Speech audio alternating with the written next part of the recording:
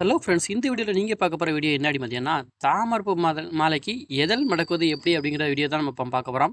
இந்த தாமரப்பு மாலை பெரும்பாலும் எங்கே யூஸ் பண்ண முடியும் பார்த்தீங்கன்னா, இப்போ ரீசெண்டாக கல்யாண வீடுகளில் அதிகமாக தாமரப்பு மாலை யூஸ் பண்ணுறாங்க. அதுக்கு அடுத்தபடியாக கோயில் திருவிழாக்களில் கோவில் சிலைக்கும் தாமரப்பு மாலை நிறையவே யூஸ் பண்ணுறாங்க. இந்த தாமரப்பு மாலை பார்த்தீங்கன்னா ஒவ்வொரு நாளுக்கும் ஒவ்வொரு ரேட்டு வித்தியாசப்படும். பூக்களோட டிமாண்டை பொறுத்து இந்த விலையிலேருந்து வித்தியாசப்படும். இதில் இந்த தாமரப்பு மலையில் முதல்ல என்ன ஸ்பெஷல் அப்படின்னு பார்த்தீங்கன்னா, இலை மடக்குற விஷயம் தான். இலை மடக்குறத படிக்கிறது தான் கொஞ்சம் கஷ்டம். அந்த இலை மடக்குறது எப்படி அப்படிங்கிறத ஸ்டெப் பை ஸ்டெப்பாக இந்த வீடியோவில் ஒவ்வொரு ஸ்டெப்பாக சொல்லி தந்திருக்கோம். வீடியோவை கடைசி வரைக்கும் ஸ்கிப் பண்ணாமல் பாருங்கள். இந்த தாமரப்பு மலை எவ்வளோ சுலபமாக கட்டலாம் அப்படிங்கிறத நீங்களும் கற்றுக்கலாம். இந்த பாருங்கள் மக்களே, எதழ் மடக்கிறது தான் தாமரப்பூவில் ரொம்ப ரிஸ்க்கான விஷயம். அது வந்து உடனே வரக்கூடிய விஷயம் கிடையாது. ஒரு 4, 5 பூ 10 பூ மடக்கி பார்த்தா தான் இந்த எதழ் மடக்கிறது நிற்கும். அந்தளவுக்கு ஒரு ரிஸ்க்கான விஷயம்.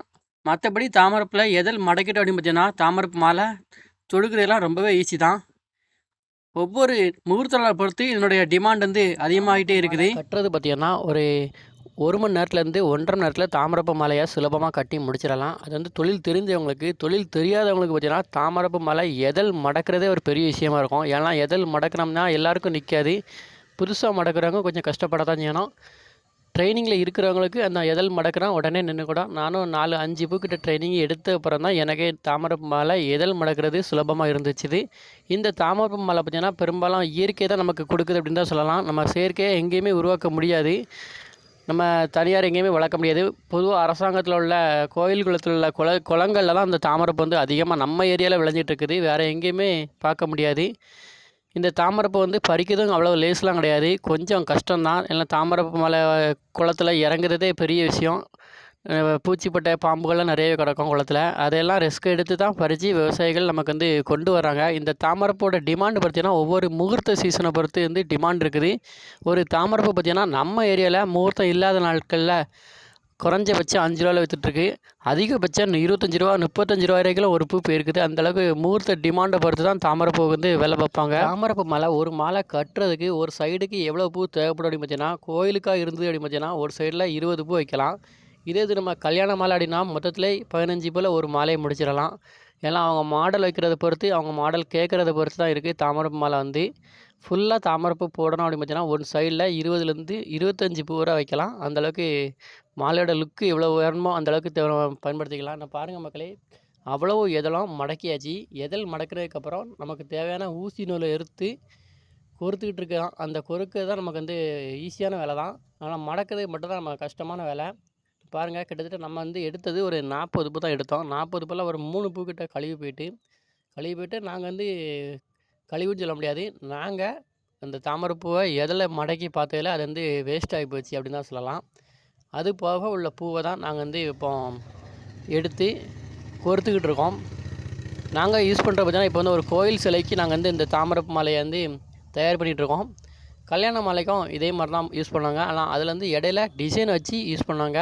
இது நாங்கள் டிசைன் எதுவுமே போடலை. ஒன்லி தாமரைப்பூ மாலை மட்டும்தான் போட்டுட்ருக்கோம். பாருங்கள், தாமரைப்பூ மாலை போட்டோம்னா அந்த அந்த கோவில் சிலைகளோட லுக்கே வேறு லெவலில் போயிட்டுருக்கு. அந்தளவுக்கு சூப்பரான லுக்கில் இந்த தாமரைப்பூ மாலை வந்து நமக்கு அம்சமாக அமைஞ்சிருக்குது அப்படின்னு தான் சொல்லலாம். இது வரைக்கும் நாங்கள் எத்தனையோ மாலை போட்டாலும் அந்த தாமரைப்பூ மாலையோட லுக் வந்து சிலைக்கு வந்து கிடைக்கிறது அது ஒரு பொக்கிஷம். அதோட சூப்பராக இருக்கும் அப்படின்னு தான் சொல்லலாம். அந்தளவுக்கு முகூர்த்த மாலையும் அப்படி தான். முகூர்த்த மாலையும் நம்ம எந்த மாலை போட்டாலும் சரி, தாமரைப்பூ மாலையில் உள்ள லுக்கு வந்து வேறு லெவலில் இருக்கும். ஓகே ஃப்ரெண்ட்ஸ், இந்த வீடியோ நீங்கள் கடைசி வரைக்கும் பார்த்துருப்பீங்கன்னு நினைக்கிறேன். தாமரைப்பூ மாலை நீங்கள் புதுசாக ட்ரைனிங் எடுக்கிறீங்க அப்படின்னு பார்த்தீங்கன்னா முதல்ல எதழ் மடக்கிறது தான் விஷயம். அந்த எதழ் மடக்கிற வீடியோ நம்ம ஸ்டார்டிங்லேருந்தே போட்டுட்ருக்கோம்.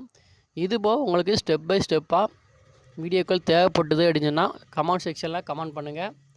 இந்த சால்ட்ரு கொடுக்குறது, நூல் எப்படி தொடுக்கிறது, முதல்ல ஜாயிண்ட்டை முடித்து எப்படி போடுறது அப்படிங்கிற பல்வேறு டீட்டெயில்ஸை நம்ம இந்த சேனலில் ஷேர் பண்ணுறதுக்கு தயாராக இருக்கிறோம். ஓகே ஃப்ரெண்ட்ஸ், வீடியோ பிடிச்சினா லைக் பண்ணுங்கள். நம்ம சேனலுக்கு நீங்கள் இப்போ தான் ஃபஸ்ட் டைம் அந்த வீடியோ பார்க்குறதா மறக்காம நம்ம சேனலை சப்ஸ்கிரைப் பண்ணிவிட்டு வீடியோ பாருங்கள். நம்முடைய தாமரைப்பூ மாலை ரெடி ஆகிட்டுது. சால்ட்ரு எல்லாம் போட்டாச்சு. இனிமேல் ஜாயிண்ட் அடிக்கணும், வேலை முடியுது. தாமரைப்பூ மாலை நம்ம சிலைக்கு கொண்டு போட்டலாம். தாமரைப்பூ மாலை நான் எதிர்பார்த்ததோட வேறு லெவலில் இருக்குது அப்படின்னு தான் சொல்லலாம். நான் வந்து இந்தளவுக்கு தாமரைப்பூ மாலை ஒரு லுக்காக வரும் அப்படின்னு சொல்லி கண்டிப்பாக நான் எதிர்பார்க்கவே இல்லை. அந்தளவுக்கு நான் எதிர்பார்த்ததோட சூப்பராக இருந்தது தாமரைப்பூ மாலை அப்படி தான் சொல்லலாம். ஆனால் இந்த தாமரைப்பூ மாலைக்கு எங்களுக்கு செலவாகிறது எவ்வளோ அப்படின்னா கெட்டுக்கூலி 400 கேட்டாங்க. இந்த பூவுக்கு 400 இருந்தது. 400 800 தான் கெட்டுக்கூலி பூவோடு சேர்த்து வந்திருக்குது. அதுபோக இந்த நூல் சால்ரு இதெல்லாம் வைக்க ஒரு 150 வந்திருக்குது. மொத்தத்தில் ஒரு 1000 உள்ளே அடக்கமாகிட்டுது.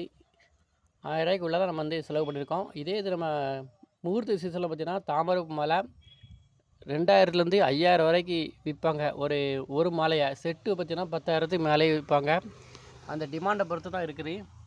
நம்ம இப்போ டிமாண்ட் இல்லாத டயத்தில் தாமரைப்பூ மாலை ரெடி பண்ணி போடணும் அப்படின்னு சொல்லி நினச்சா ரெடி பண்ணியாச்சு. மிகவும் சூப்பராக நமக்கு கிடச்சிது அப்படின்னு தான் சொல்லலாம். ஓகே ஃப்ரெண்ட்ஸ், இந்த வீடியோவை நீங்கள் கடைசி வரைக்கும் பார்த்ததுக்கு ரொம்ப நன்றி. நம்ம சிலைக்கு போடுறதுக்காக நம்ம இப்போ வேலில் போட்டாச்சு. இது மாதிரி நைட்டு தான் சிலைக்கு போடுறதுக்கு நம்ம ரெடி பண்ண போகிறோம்.